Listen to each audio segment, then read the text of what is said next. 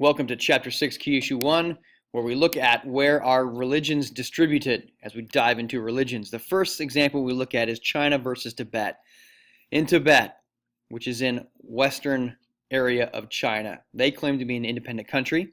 Tibetan Buddhist, their spiritual leader is the Dalai Lama. In 1937, priests recognized 2-year-old Tenzin Gyatso as the 14th Dalai Lama, and they believed he was reincarnated from the 13th Dalai Lama before him. They brought this child to Lhasa, which is their capital city here, in 1939 when he was 4 years old, and they enthroned him the next year when he was 5 years old. Priests trained him for leadership and sent him to college.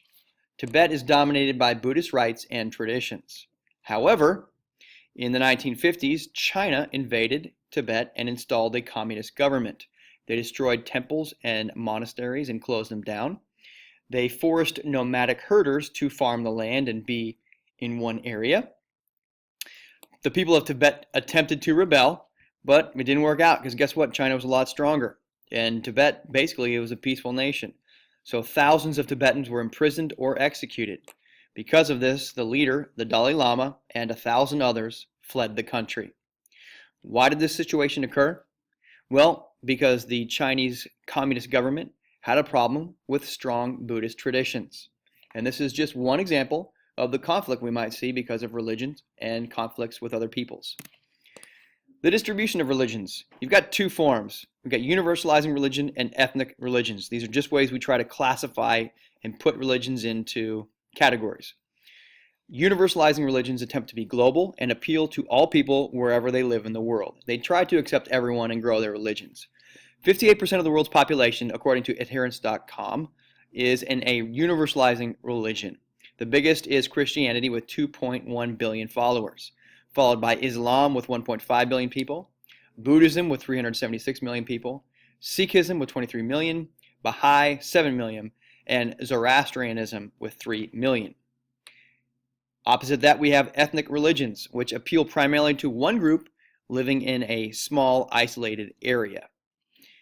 26% of the world's population are involved with ethnic religions. The largest is Hinduism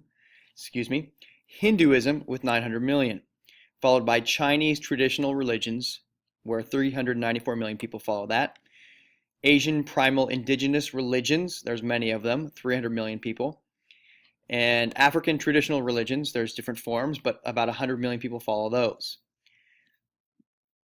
As opposed to these two branches, these two categories here, we've got 16% of the world claiming to not believe in any religion. Those could be atheists, where they believe God does not exist, or agnostics, where we can't really prove if God exists or not because we don't see him. And here is a graphic breakdown of religions, where you can see that as far as Christianity, Roman Catholic Church really dominates a lot of the Western Hemisphere, specifically Latin America. You've got Islam here in the Middle East and North Africa. You've got, of course, Hinduism and a little bit of Judaism down here in Israel, of course. And Eastern Orthodox branch dominates Russia of Christianity. Branches of universalizing religions. A branch is a large and fundamental division within a religion. This is the top breakdown of a religion. A denomination is a division of a branch that unites a number of local congregations in a single legal and administrative body. And then separate from that is a sect, a relatively small group that is broken away from an established denomination. The big three universalizing religions are Christianity, Islam, and Buddhism. We break that down in 2% of faiths in the United States, and we see that Christianity has got a big portion of this pie here. Islam has got a growing portion of the population. Buddhism and Hinduism, and then non-religious is still a large slice of the pie. Christianity, the first thing we're going to look at in universalizing religion. Our branches are Roman Catholic, Protestant, and Orthodox. In Europe, when we look for Roman Catholicism, we're seeing them mainly in the southwest and east. In the northwest in Europe, we see primarily Protestantism. And Orthodoxy we see in the east and southeast. Again, when we think about Orthodoxy, we think about it mainly in Russia because it's just where it's diffused to. Now, this isn't a graphic breakdown of these denominations or branches, it's just a breakdown of Christianity in general and where you find it. Percent Christian, the largest area we're seeing it is in Latin America and South, Sub-Saharan Africa. This is all primarily Roman Catholic. Specifically, when we look at the Western Hemisphere, most people claim to be Christian, nearly 90%. Latin America is going to be Roman Catholic. USA is going to be leaning more towards Protestant with like Baptist, Lutheran, Presbyterian, Methodist. The Church of Jesus Christ of Latter-day Saints, the Mormons, they regard their church as a branch of Christianity, but separate from other branches. Of course, we've got a large percentage clustered in Utah. And here's the breakdown of the United States, where we see Baptists more in the south and east. Latter-day Saints, of course, centered around Utah. The blue is Catholic, and our yellow is Lutheran. Where's my background here? Presbyterian, we don't even see that. Great, they don't care about us, apparently. Thanks, Rubenstein. Islam, our second universalizing religion we're going to look at. This is the predominant religion of the Middle East, speaking mainly of North Africa and Central Asia. Half the world's Muslim live in 4 countries outside this area. So if they're not in this area, they're going to live in Indonesia, Pakistan, Bangladesh, and India, because the main place Muslims are living is right here in the Middle East. Our 2 branches of Islam are Sunni, which is the largest branch. This is from the Arabic phrase meaning people following the example of Muhammad, their leader. The other branch of Islam is Shiite. It's a smaller branch, and it means from the Arabic word sectarian. And these are clustered in Iran, Pakistan, and Iraq, which is right here.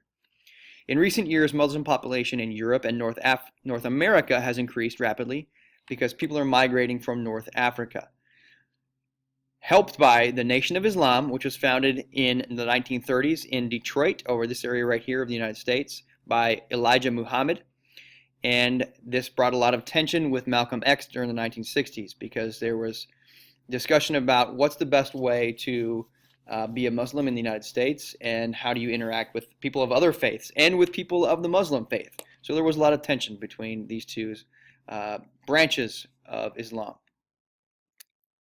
Buddhism. This is clustered primarily in East Asia and Southeast Asia. When you think about Buddhism, we're thinking mainly China and the surrounding countries. Our branches are Mahayana, which is 56% primarily in China, Japan, and Korea. There's Korea. Theravada, 38%, especially in Cambodia, Laos, Myanmar, Sri Lanka, and Thailand, which is down here. And Vajrayana, which is 6%, and is primarily in Tibet and Mongolia, which is over here. It's difficult to count adherents of Buddhism because few people actually participate in Buddhist institutions. The functions are performed primarily by a few monks. Followers can claim to be Buddhists, but also believe in other religions. This differs from Christianity and Islam. Christianity and Islam state that you can only follow those religions. Buddhists claim you can follow many religions, so it's difficult to count their numbers. Other universalizing religions. Sikhism. You find mostly clustered in the Punjab region of India. The first guru, Nanak, from Pakistan in the 14 and 1500s was when he lived. The 10th guru, Gobind Singh, in the 16 and 1700s, introduced baptism and wearing turbans. You think of Sikhism, these are the people that wear the turbans. And then Baha'i. This is dispersed in many countries, but primarily found in Africa and Asia.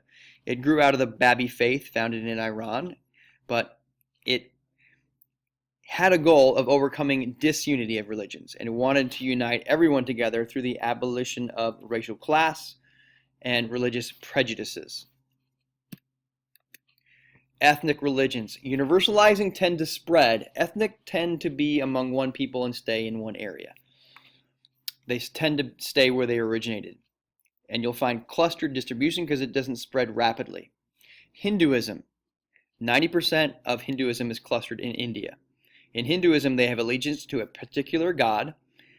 Vaishnavism is the largest group worshiping Vishnu, which is the incarnated Krishna, and this is a loving god.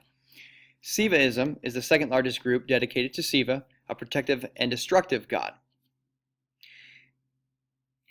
We look at India, the percent of our population, this is where all of our Hindus pretty much are living. You also find small percentage of that population in Nepal and Bangladesh. Chinese traditional. You think of traditions like Confucianism. These are people who follow Confucius, who lived from 551 to 479 BC. He emphasized ethical principles and orderly conduct. And Taoism. This was organized by Lao Tzu from 604 to 531 BC, and he emphasized the mystical and magical aspects of life. Where are we going to find our Taoists? In China. Other ethnic religions. Primal Indigenous. We find these in Southeast Asia or South Pacific Islands. Primal indigenous peoples believe that God dwells in all things. Shamanism. They believe in invisible forces or spirits that affects the lives of all the living. Paganism. You find roots in ancient Greek and Roman practices where they worship multiple gods in human forms. And then Jukte.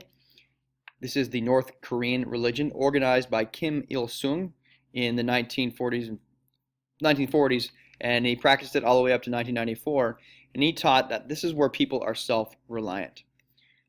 African traditional religions, you might find various types of these religions, but it's all throughout Africa, where they believe in a supreme God with a hierarchy of divinities. In other words, your divinities are in a certain ranked order. Some are more important, some are less important than others. The main one you think of here is animism, where you have inanimate objects that have spirits and life. Spiritism, you find this mostly in Brazil, and it's the belief that the human spirit continues to exist after death and can communicate with the living through a medium or psychic. So we look at the decline in animism from 1990 to 2010. This actually should say 2010.